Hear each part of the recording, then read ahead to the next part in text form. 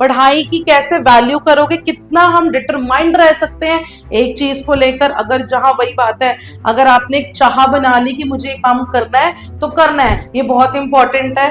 आप जब भी क्वेश्चन आंसर्स करोगे तो आपको ये सारी की सारी चीजें डिटेल में लिखनी है। पुराने जमाने में लड़कियों को क्या बोलते थे कि घर का काम कर लो, आदमियों का काम है पढ़ना लिखना और कमाना।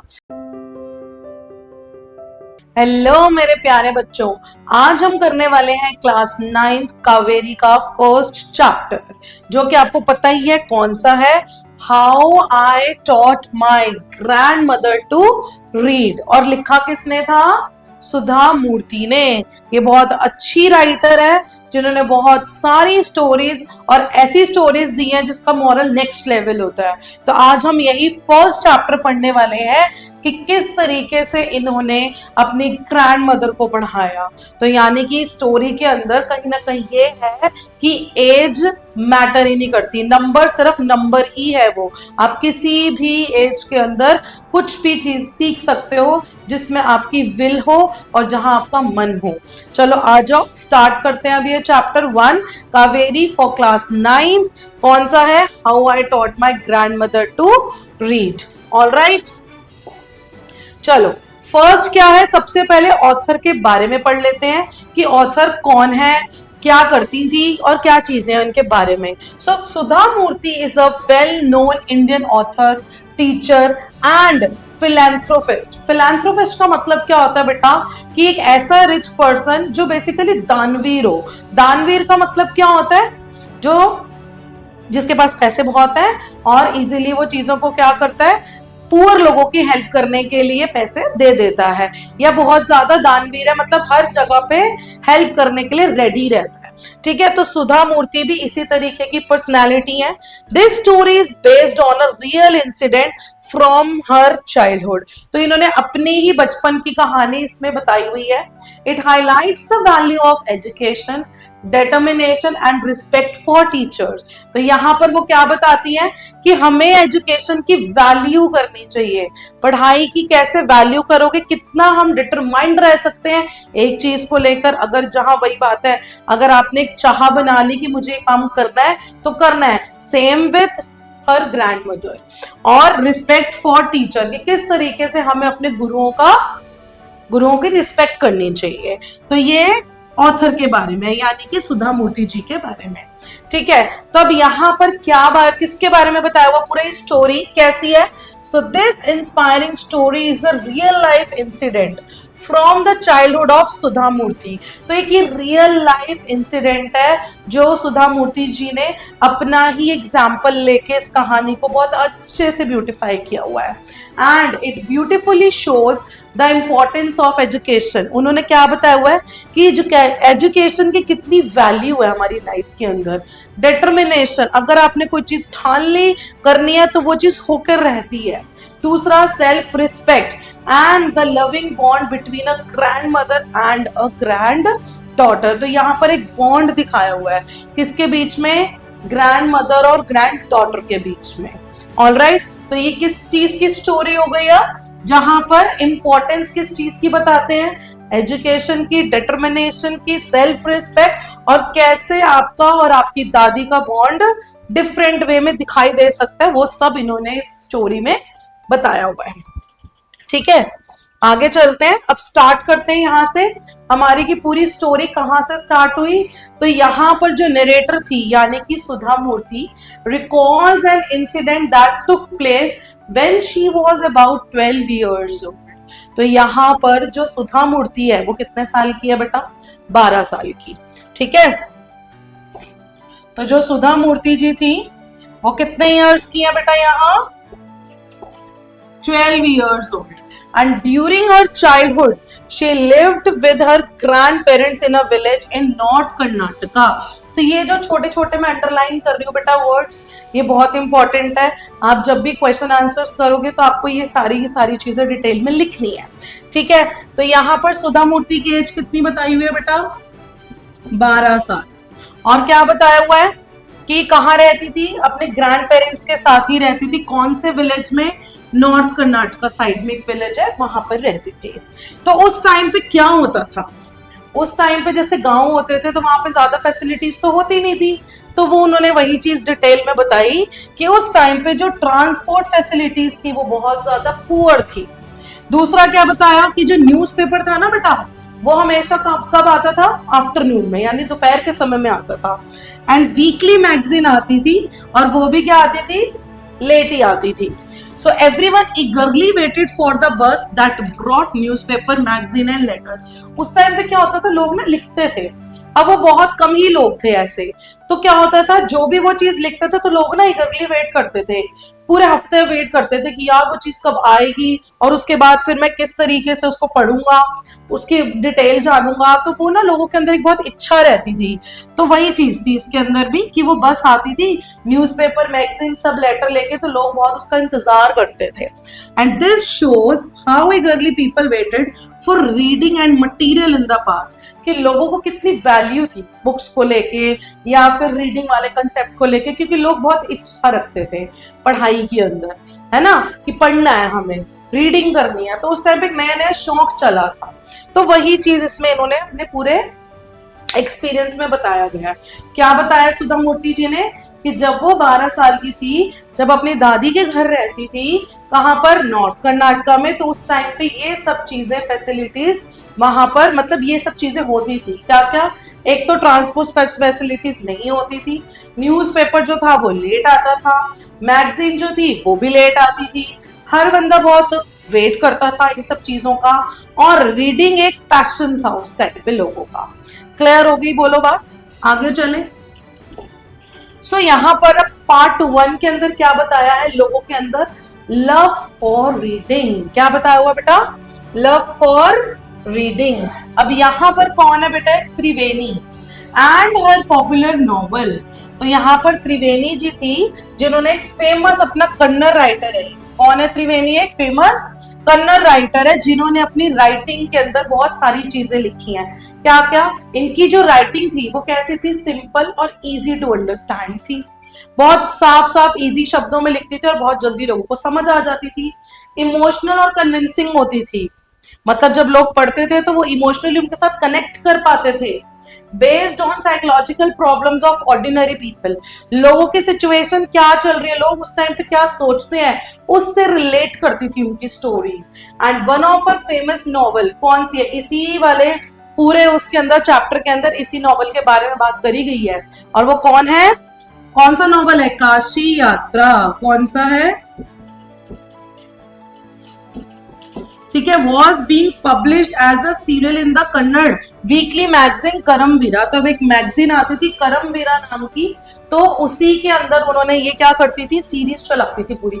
तो एक सीरियल टाइप होता है ना, उस टाइप पे हर हफ्ते आता था, तो लोगों को ना क्रेज रहता था कि अब नेक्स्ट क्या होगा, अब नेक्स्ट क्या होगा। तो वो काशी यात्रा कहीं ना कहीं बहुत फेमस नॉवल बन के रह गया उस टाइम के पीरियड पर।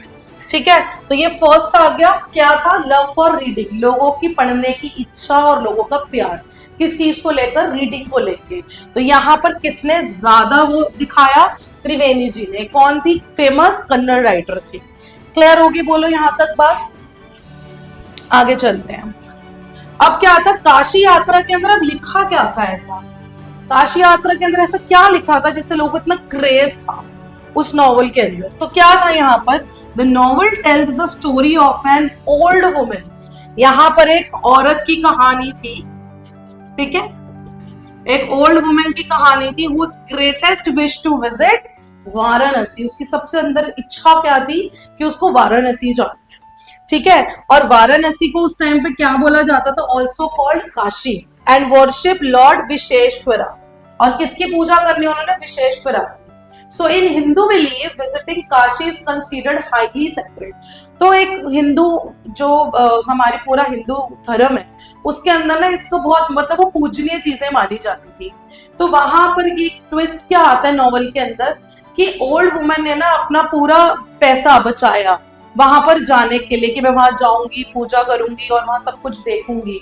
बट हुआ क्या, She meets a poor orphan girl. अब उसके बाद वो एक ऐसे अनाथ लड़की से मिलती है जो क्या करती है, who wants to get married, जिसको शादी करनी थी। So क्या हुआ, the girl has no money for her wedding. अब क्या हुआ, उस बेचारे के पास पैसे नहीं थे, है ना। तो फिर उसके बाद होता क्या है, old women give all her savings to help the girl. अब उस बेचारी ने क्या करा, पैसे तो बचाए हुए थे, क्या करने के लिए, कि वो वहां पर जाएगी, यात्रा करेगी, वाराणसी जाएगी, वहां पर विश्वेश्वरा की पूजा करेगी, ये सब चीज उसने प्लान आउट कर रखी थी। बट हुआ क्या, अल्टीमेटली जैसी वो उस लड़की से मिली उसको एक अंदर से दया आ गई, और उसके बाद उसने क्या प्लान आउट किया कि मैं एक काम करती हूँ, जो पैसे मैंने बचाए हुए हैं मैं उसको जाकर दे देती हूँ। फिर उसके बाद क्या हुआ, she says that making orphan girl happy is more important than going to Kashi. उसने क्या सोचा कि अगर मैं उस लड़की को खुश कर दूं वही मेरे लिए सबसे बड़ी बात है, रेदर देन मैं खुद वहां घूमने जाऊं या पूजा करूं। मैं सोचूंगी मैंने यही पूजा कर दी। तो यानी कहने का मतलब क्या हुआ कि उसने ऑर्फन गर्ल की मदद एज अ प्रायोरिटी पे ली, कि मैं पहले इसकी मदद करूंगी, बाद में प्लान आउट करूंगी, फिर कभी अगर जा पाई तो ठीक, नहीं तो इट्स ओके। तो फिर हुआ क्या, मॉरल क्या था अभी स्टोरी का, ये लोगों को क्यों क्रेज आ रहा था, लोगों को लग रहा था अब नेक्स्ट क्या करेगी, फिर अब नेक्स्ट क्या करेगी वो लेडी, तो वही चीज था। तो इसमें मॉरल क्या था, ह्यूमैनिटी और काइंडनेस दिखाई हुई है। क्या दिखाई हुई है इस पूरे नॉवल के अंदर, ह्यूमैनिटी और काइंडनेस, कि किस तरीके से आप अपनी चीजों को कंट्रोल करके दूसरों की मदद करते हो तो अल्टीमेटली भगवान भी आपकी मदद करेगा। तो वही चीज ऐसे ही स्टोरी में भी दिखाई गई थी, कहां पर, काशी यात्रा वाले नॉवल में। ठीक है, यहां तक पूरी बात क्लियर हो गई काशी यात्रा की क्या स्टोरी थी। अब उसके बाद क्या होता है, पार्ट 2 आता है हमारा, उसमें क्या आता है, grandmother's interest in the story. अब जो ग्रैंड मदर थी किसकी, सुधा मूर्ति की, उनका एकदम से एक इंटरेस्ट जाग गया इस स्टोरी को लेके, तो उन्होंने इच्छा अपनी जताई कि मुझे पूरी स्टोरी पढ़नी है। तब हुआ क्या, सुधाज ग्रैंड मदर, नाम क्या था इसका, Krishnakka, so never went to school. अब वो बेचारी कभी स्कूल तो गई नहीं थी, सो कुडंट रीड और राइट, और उसके बाद ना तो वो लिखना आता था उनको, ना पढ़ना आता था, इलिटरेट थी, बट उनको स्टोरी सुनने में बड़ा मजा आता था। ठीक है, सो every Wednesday when the magazine arrived, तो यानी मैगजीन अब कब आती थी, वेडनेसडे को। ये छोटे छोटे पॉइंटर्स बेटा आपको याद रखने हैं, पेपर में लिखने हैं ये। So every Wednesday when the magazine arrived, Sudha read the next episode of Kashi Yatra aloud to her grandmother. तो वो किससे पढ़वाती थी, सारा अपनी ग्रैंड डॉटर से, उसको बोलती थी कि यार तू मेरे लिए पढ़ दे, सो दैट कि उसको इंटरेस्ट आता था ना सुनने में, वो खुद तो पढ़ लिख नहीं सकती थी इस वजह से। सो हुआ क्या, अब ग्रैंड मदर फॉरगॉट ऑल हर हाउस होल्ड वर्क। अब उस टाइम पे वो हर चीज अपनी भूल जाती थी। She listened with full concentration, ध्यान से सुनती थी चीजों को, क्योंकि उसको इंटरेस्ट है उस चीज में। तो वो सारे अपने कामकाज छोड़ देती थी, हाउस होल्ड जितना भी था सब वर्क, और उसके बाद वो क्या करती थी, सब कुछ फुल कंसंट्रेशन से सुनती थी, हर चीज को मेमोराइज करती थी, पूरा समझती थी। ठीक है, हर पार्ट स्टोरी का उसको पता होता था। So she discuss the story with her friends in the temple courtyard. उसके बाद जब वो मंदिर जाती थी तो वहां पर हर चीज जो है वो उनको जाकर स्टोरी के बारे में बताती थी। तो बेसिकली क्या था, उस स्टोरी में उनको इंटरेस्ट आ रहा था, बट लेकिन यहाँ प्रॉब्लम क्या थी, वो डिपेंडेंट थी किस पे, नरेटर पे, यानी सुधा पे। सो होता क्या है अब इसके बाद, why did grandmother love the story so much, क्यों उनको इतना ज्यादा इस स्टोरी से लगाव था, है। So she identified herself with the old women in the novel. क्यों उसने अपने आप को ही ऐसा उस पे रखा, उसकी जगह पे आके, क्यों, क्योंकि वो भी बहुत ज्यादा, she was too old, she too had never gone to Kashi, वो खुद भी नहीं जा पाई थी, वो भी बहुत ज्यादा ओल्ड थी। She understood the emotions of the protagonist. अब यहाँ था उसको एक किसी गरीब जो था या जो लड़की वो मिली थी ऑर्फन वाली, तो उसको लेकर वो भी ऐसी इमोशनल हो जाती, तो वो भी चीज उसने बताई कि वो अपने आप को उससे रिलेट कर पा रही थी उस स्टोरी में। सो thus she eagerly waited to know what happened next, और उसके बाद फिर वो ये देखती थी कि अब अगला कहानी में क्या ट्विस्ट आएगा, है ना। तो वो तभी वेट करती थी क्योंकि उसको ऐसा लग रहा था जैसे ये उसी की कहानी है, क्योंकि उसका भी इंटरेस्ट वहीं जाने का था, वाराणसी। तो वही चीज उसको ये बहुत ज्यादा क्यूरियोसिटी पैदा करती थी कि नेक्स्ट क्या होगा। फिर हुआ क्या, पार्ट 3 में आता है सुधा गोज अवे। अब क्या हुआ, one day Sudha went with her cousin to a nearby village to attend a wedding. अब क्या होता है, सुधा को शादी पे जाना पड़ गया। तो अब क्या हुआ, वो तो लेकिन डिपेंडेंट थी, कौन?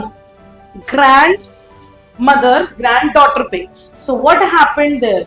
वहां पर क्या होता है? She had lots of fun, she played games, she enjoyed delicious food, she stayed for a whole week instead of 2 days. तो वहां पर रुक गई, एक हफ्ते के लिए रुक गई. 2 दिन के लिए जाना था लेकिन रुकी कहाँ? एक हफ्ते के लिए रुक गई. फिर हुआ क्या? Meanwhile a new episode of Kashi यात्रा अराइव्ड एट होम. अब वो तो चली गई, अब हुआ क्या? काशी यात्रा का एपिसोड जो था वो उसके घर पर नेक्स्ट वाला आ गया. अब प्रॉब्लम क्या हुई होगी कि वो इतनी पढ़ी लिखी नहीं थी, ना वो पढ़ सकती थी ना वो लिख सकती थी, तो वो तो टोटली डिपेंडेंट थी सुधा पे. अब सुधा यहाँ है नहीं, तो नेक्स्ट स्टोरी में हुआ क्या होगा? सो ग्रैंड मदर इन टीयर्स. अब क्योंकि डिपेंडेंट है तो उसको रोना आएगा, वो क्या करेगी? So when Sudha return she saw her grandmother crying. तो जैसे वो वापस आती है वो क्या देखती है कि जो ग्रैंड मदर थी वो रो रही है. क्यों? दिस वॉज अनयूजुअल बिकॉज, क्योंकि अजीब सा लगा उसको. क्यों? क्योंकि ग्रैंड मदर तो ऑलरेडी बहुत स्ट्रॉन्ग थी and Sudha had never seen her cry even in difficult times. कभी मुसीबत भी आ जाती थी ना, वो रोती नहीं थी. बट उस टाइम पे सिचुएशन में देख के क्या हुआ? वो रो पड़ी and Sudha was shocked and worried. वो एकदम से देख के घबरा गई कि दादी रो किस ले रही है. फिर हुआ क्या? रात के समय में under the full moon on the terrace grandmother sat beside Sudha and began to speak about her life. तो वो वहां पर रात को आराम से छत पर थे, दोनों आपस में बात कर रहे थे. तो दोनों बात करते हैं और उसके बाद दोनों अपनी जो थी ग्रैंड मदर जो थी वो अपनी लाइफ के बारे में उससे डिस्कस करना शुरू करती है. किससे? सुधा से. अब वो क्या कहती है? तो यहाँ पर वो अपनी स्टोरी बताती है. तो ग्रैंड मदर एक्सप्लेन करती है अपने बचपन का स्ट्रगल. तो चाइल्डहुड स्ट्रगल बताती है. क्या? Her mother died when she was young. सबसे पहले क्या बताती है कि मेरी जो माँ थी वो बचपन में गुजर गई थी. So there was no one to guide her. और उसको गाइड करने वाला तो कोई भी नहीं था. तो फिर हुआ क्या होगा? Her father he married and remain busy. अब उसके पापा ने दूसरी शादी कर ली और वो बिजी हो गए. और फिर हुआ क्या? सोशल जो कंडीशंस थी, जैसे कि in those days girls education was not considered important. तो उस टाइम पे ना लड़कियों को पढ़ाना, आपको भी पता है पुराने जमाने में लड़कियों को क्या बोलते थे कि घर का काम कर लो, आदमियों का काम है पढ़ना लिखना और कमाना, है ना. तो ऐसे वाले केस के अंदर भी क्या हुआ? गर्ल एजुकेशन इतनी ज्यादा इंपॉर्टेंस नहीं देते थे लोग. तो फिर और मैरिज भी जल्दी कर देते थे. तो she was married at a very young age. Soon she had children. बच्चे भी हो गए जल्दी.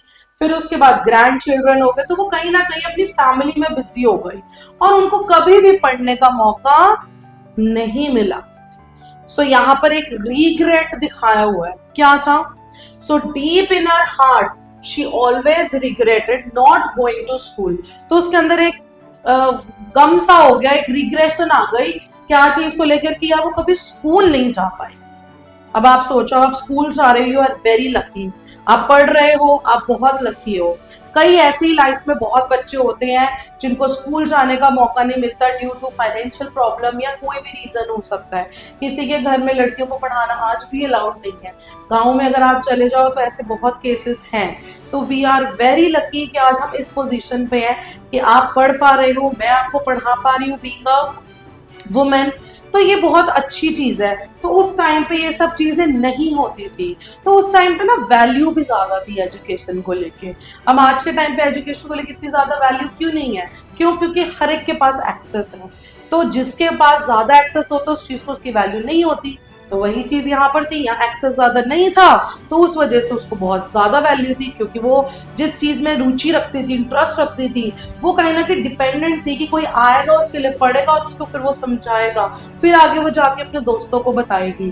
बट यहाँ के केस में अगर वो पढ़ी लिखी होती तो वो शायद डिपेंडेंट नहीं होती, है ना. तो फाइनली उन्होंने किया क्या होगा? So real reason for her tear is क्या था? तो व्हाइल सुधा वाज अवे. अब क्या था? मेन कारण क्या था कि जब सुधा नहीं थी तो मैगजीन आई. ग्रैंड मदर ने उसको ओपन तो किया बट वो क्या कर रही थी? वो पिक्चर से तो स्टोरी को समझ पा रही थी but she couldn't read the words. But उसको शब्द समझ नहीं आ रहे थे. सो फाइनली उसने क्या करा? She rubbed her hands over the pages wished she could understand the text, वो एक इच्छा रख रही थी कि काश मैं इन शब्दों को समझ पाती। फिर वो हेल्पलेस और डिपेंडेंट फील करने लगी and was too embarrassed to ask someone else for help. और उसके बाद फिर उसको ये हो रहा था कि वो किससे मदद मांगे ये सारी की सारी प्रॉब्लम को अपनी सॉल्व करने के लिए। सो फाइनली फिर हुआ क्या नेक्स्ट केस में, तो उसके वर्ड्स क्या थे, What use is money when I cannot be independent? क्या करूं मैं उन पैसों का जब मैं इंडिपेंडेंट ही नहीं हूं। सो मीनिंग क्या था, even though she was financially comfortable she felt powerless because she was illiterate. अनपढ़ होने की वजह से वो उन पैसों का कुछ नहीं कर पाई, क्योंकि वो पैसा जो था उससे वो अपनी एजुकेशन को नहीं खरीद पाई। ऑब्वियसली बात है ना, वो पैसा क्या काम का, वो कंफर्ट जोन क्या काम का जब वो पढ़ी लिखी नहीं, और जिस चीज को वो बहुत ज्यादा इच्छा रखती है जिस चीज में वो काम ही नहीं कर पा रही इतने पैसे होने के बावजूद। तो पैसा भी हमेशा मैटर नहीं करता है लाइफ में, पैसा है बट लेकिन जो चीज आपको चाहिए वो नहीं है, तो what is the use of that, right. तो वही चीज इसमें भी बताई हुई है क्या, कि फाइनेंशियल कंफर्ट जोन होने के बावजूद वो बेचारी पावरलेस थी, उसके पास कोई ऐसा नहीं था जो उसको वो स्टोरी सुना पाए जिसमें वो बहुत ज्यादा दिलचस्पी रखती है। तो फिर क्या हुआ, उसने डिसीजन लिया। अब आती है डिसीजन की बारी। क्या डिसीजन लिया कि अब चाहे कुछ भी हो जाए मैं तो पढ़कर मानूंगी। So decision to learn. So grandmother made a firm decision, एक स्ट्रिक्ट डिसीजन ले लिया उसने कि मुझे अब करके दिखाना है। सो जब ग्रैंड मदर कर सकती हो तो तुम भी कर सकते हो। So she would learn the Kannada alphabets, Sudha would teach हर। अब उसने क्या बोला, सुधा को अपनी टीचर बना लिया कि क्या तुम मुझे पढ़ाओगी। सो फिर हुआ क्या, शी सेट अ डेडलाइन, और साथ में उसने डेडलाइन सेट करी। मैं कहती हूँ ना छोटे स्मॉल टारगेट्स बनाओ, वही चीज इन्होंने भी करी। छोटा टारगेट बनाया और क्या बताया कि Saraswati Puja during the festival of Dussehra, यानी कि इस टाइम पर उनको ये पढ़ना लिखना सीखना है। So by that day she wanted to read a novel by herself. तो उसका एम क्लियर था। सोचो 62 इयर्स ओल्ड थी वो, और उसका एम क्या क्लियर था कि उसको इंडिपेंडेंट होना है। क्या एम था उसका, इंडिपेंडेंट होना। सो फाइनली हुआ क्या, सुधा जो थी वो हंसने लग गई। है दादी 62 इयर्स के हो आप, आपके बाल देखो ग्रे कलर के हैं, your hands are wrinkled, you wear spectacles, यानी कि आप तो चश्मा पहनते हो, झुर्रियां आ रही है आपकी उसमें, बाल आपके देखो सफेद और ग्रे हो गए हैं, और आप 62 इयर्स ओल्ड हो, ये आप कैसी बातें कर रहे हो। तो एकदम से वो शॉक्ड हो गई। सो उसने क्या सोचा, she thought it was too late to start learning, but grand माँ हंसती है और रिप्लाई क्या करती है, बहुत ही बढ़िया रिप्लाई करती है, for learning there is no age bar. क्या बताती है, सीखने की कोई भी उम्र नहीं होती। So for learning there is no age बार।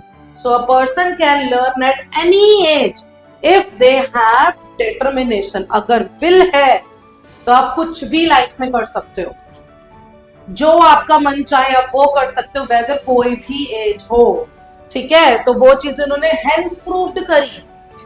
अब हुआ क्या फाइनली, सो यहां से शुरू होती है उनकी पढ़ाई। So the teaching begins. So from the next day Sudha begin teaching her grand mother, और ग्रैंड मदर ने प्रूव करके दिखा दिया कि वो क्या है, hard working, discipline, sincere and determined. ये सारी चीजें उन्होंने एक प्रूफ के रूप में दे दी कि मैं ये सारे काम कर सकती हूँ। क्यों, क्योंकि उनके अंदर एक बहुत बड़ी चीज थी, दैट इज कॉल्ड डिटरमिनेशन, मुझे करना ही है। और वो उनको कौन सी सिचुएशन में सिखाया, जब सुधा घर पर नहीं थी, जैसे उनके हाथ बंद गए थे, वो पढ़ नहीं पा रही थी, तो उस सिचुएशन में उनको एक ऐसा बोल्ड डिसीजन लेने के लिए मजबूर कर दिया। सो हुआ क्या, वो क्या करती थी, डेली की डेली रीड रेपिटेडली, मतलब बार बार पढ़ती थी, बार बार चीजों को लिखती थी, प्रैक्टिस करती थी और कंप्लीट करती थी अपना टाइम से काम। समझ रहे हो। तो ये काम आपको भी करना है लाइफ में कुछ बनना है तो सुधा ने क्या बोला, grandmother was her first student. क्या बताया कि ये उनकी पहली स्टूडेंट है। She herself was grandmother's first teacher. तो उन्होंने क्या बताया कि वो ग्रैंड मदर की भी first teacher, and this experience later inspired her to become a teacher of computer science. और उसी चीज से वो आगे किसकी टीचर बनी, सीएस की, कंप्यूटर साइंस की। इसी चीज ने उसको इंस्पायर किया। So the test on Saraswati Puja, अब यहाँ पर उनका टेस्ट था क्योंकि उन्होंने एक डेडलाइन दे रखी थी कि मैं इस टाइम पर, जिस दिन सरस्वती पूजा होगी उस टाइम पर मैं ये नॉवल रीड करूंगी। So when Dussehra arrived, Sudha secretly bought the novel Kashi यात्रा। तो वहां पर सुधा सीक्रेटली लेकर आती है काशी यात्रा की नॉवल, जो कि अब बुक के फॉर्म में पब्लिश हुई थी। So grandmother called Sudha to the puja room, और उसके बाद उसको क्या करती है, स्टूल पर बिठाती है और उनको गिफ्ट करती है क्या, piece of frock material. Then she did something unexpected, और उसके बाद फिर कुछ अलग सा होता है क्या, she bend down and touched Sudha's feet. इसको कहते हैं रिस्पेक्ट। आप कितने भी बड़े हो जाओ या आप कितने भी छोटे हो, अगर आपने कुछ ऐसा काम किया है और अगर आप बड़े हो और आप छोटे से कुछ चीज सीखे हो, तो अगर आप उसके पैर छू रहे हो तो कोई बहुत बड़ी बात नहीं है। तो उन्होंने ये एज अ साइन दिखाया कि हमें अपने टीचर्स की रिस्पेक्ट करनी चाहिए। तो वहां पर उन्होंने क्या किया, ग्रैंड मदर ने सुधा के पैर छुए क्योंकि सुधा ने उनको पढ़ाया था। ठीक है, तो फिर उसके बाद होता क्या है, why grandmother touch the feet, क्यों छुए थे, उसका कारण क्या है, क्योंकि एक इंडियन ट्रेडिशन क्या कहता है, young people touch the feet of elders. यही होता है ना कि छोटे लोग छूते हैं पैर को, बड़े नहीं छूते।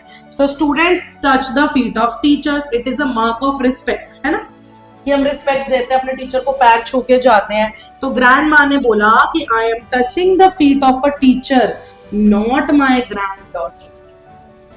समझ रहे हो, तो उन्होंने क्या बोला कि मैं अपने ग्रैंड डॉटर के पैर नहीं छू रही हूँ, मैं अपनी टीचर के पैर छू रही हूँ क्योंकि इसने ही मुझे पढ़ना लिखना सिखाया है। सो उसके बाद वो क्या एक्सप्लेन करती है, teacher deserves respect regardless of age और जेंडर। उन्होंने क्या बोला कि जो टीचर होते हैं उनको हमें रिस्पेक्ट देनी बहुत जरूरी है, ना ही हमें उनकी उम्र देखनी चाहिए, ना ही हमें उनका जेंडर देखना चाहिए। तो सुधा ने क्या करा, एक तरीके से उनको क्या दिया, गिफ्ट ऑफ लिटरेसी, यानी कि उनको पढ़ाया लिखाया। तो अब वो इंडिपेंडेंट है, एंड ये जो मूवमेंट क्या रिफ्लेक्ट करता है, humility, respect for education and gratitude, कि आप किस तरीके से ग्रैटिट्यूड दिखाते हो, किनको, अपने टीचर्स को, और किस तरीके से आपको अपने एजुकेशन की रिस्पेक्ट करनी चाहिए। तो ये सब चीजें इस कहानी ने हमें सिखाई। ठीक है, और फिर उसके बाद क्या होता है, grand mother passes with flying colours, यानी ग्रैंड मदर ने बुक खोली। सो उन्होंने क्या रीड सबसे पहले किया, द टाइटल काशी यात्रा, उनका ऑथर नेम पढ़ा, पब्लिशर का नेम पढ़ा, और वो प्राउडली सुधा ने क्या बोला, my student has passed with flying colours, यानी कि passed with flying colour means achieving excellent success. Finally उनके बच्चे ने क्या कर दिखाया, जो वो चाहती थी वो सब करके दिखाया, बुक रीड करके दिखा दी, उनके लिए सबसे बड़ी अचीवमेंट थी, क्योंकि now she is independent woman, है ना, क्योंकि वो सीख गई, क्योंकि उनकी वहां पर विल थी। तो यहाँ पर कैरेक्टर स्केच कैसा दिखाया गया ग्रैंड मदर का, क्वालिटीज कैसी थी, बहुत लविंग थी, हार्ड वर्किंग थी, डेटरमाइंड थी, हम्बल थी, सेल्फ रिस्पेक्टिंग, करेजियस। और उन्होंने क्या अपना रोल दिखाया, शी प्रूव्स दैट, क्या प्रूव करके दिखाया, she proves that age is never a barrier to learning. तो क्या चीज करके दिखाई बेटा, कि लर्निंग की कोई भी उम्र नहीं होती है। ठीक है, ये उन्होंने अपना प्रूफ करके दिखाया। अच्छा, अब सुधा मूर्ति का क्या कैरेक्टर स्केच है, बहुत केयरिंग थी, इंटेलिजेंट, सपोर्टिव, रिस्पेक्टफुल। और उन्होंने क्या दिखाया कि एक पेशेंट और एनकरेजिंग टीचर किस तरीके से बना जाता है। इतने बड़े, अपनी एज से भी कितनी ज्यादा वो गैपिंग थी उन दोनों के उसमें, तो उस लेवल पर एक पेशेंस चाहिए होता है पढ़ाने के लिए। तो वो पेशेंस दिखाया उसने कि इस तरीके के भी स्टूडेंट अगर आए तो आप किस तरीके से उनको पढ़ाकर एक इंडिपेंडेंट बना सकते हो उनको। तो वो चीज इसने यहाँ पर दिखाई। ठीक है, और मेन थीम क्या थी पूरी स्टोरी की, क्या बताना चाहती है कि एजुकेशन की बहुत आज के डेट में इंपॉर्टेंस है एंड लर्निंग की कोई भी एज नहीं होती है। सेल्फ इंडिपेंडेंट कैसे बनना है, अपने टीचर की कैसे रिस्पेक्ट करनी है, और फैमिली लव कितना इंपॉर्टेंट है। बहुत ही बढ़िया चैप्टर था, ठीक है, जिसने हमें ये बताया कि किस तरीके से हम सक्सेस होने के लिए ये सभी चीजें हमारे लिए एक इम्पॉर्टेंट रोल प्ले करती है। अगर ये सब है, अगर आप इतने ज्यादा डिटरमाइंड हो तो आप लाइफ में कुछ भी कर सकते हो, जिस तरीके से सुधा ने किया। ठीक है, और उसके बाद मॉरल क्या था कि एजुकेशन एक प्राइसलेस गिफ्ट है। क्या बताया कि एजुकेशन एक प्राइसलेस गिफ्ट है। दूसरा, एज जो है वो कभी भी एक बैरियर नहीं है लर्निंग के लिए। ठीक है, तीसरी चीज क्या बताई कि डिटर्मिनेशन कैन ओवरकम ऑब्स्टेकल्स। अगर कितनी भी मुसीबतें आ जाएं, वो सब कैसे क्योर हो सकती है अगर आप बहुत ज्यादा डिटरमाइंड हो। और teachers deserve the highest respect, कि हमेशा अपने गुरुओं को रिस्पेक्ट दो। ठीक है, एंड लास्ट यहाँ पर कुछ कोट्स दिए गए हैं चैप्टर में। I want to be independent, यानी कि education leads to self reliance and for learning there is no age bar. ये हमने पढ़ा था ना कि कुछ भी लर्निंग जो है वो किसी भी स्टेज पर आप सीख सकते हो। I am touching the feet of a teacher, यानी कि टीचर एक ऐसा नोबल प्रोफेशन है जिसमें बहुत ज्यादा रिस्पेक्ट हमें करनी चाहिए। पास्ड विद फ्लाइंग कलर्स का मतलब होता है कि आप बहुत अच्छे लेवल पर आपने ये काम करके दिखाया है। Achieved excellent success. तो ये सारे के सारे कोट्स दिए गए हैं चैप्टर के अंदर। आई होप आपको ये पूरा का पूरा चैप्टर अच्छे से क्लियर हो गया होगा। ठीक है, thank you so much for watching my video. अगर अच्छी लगी हो तो please subscribe my channel for more videos, इससे हमें भी मोटिवेशन मिलेगा। Thank you so much, see you soon.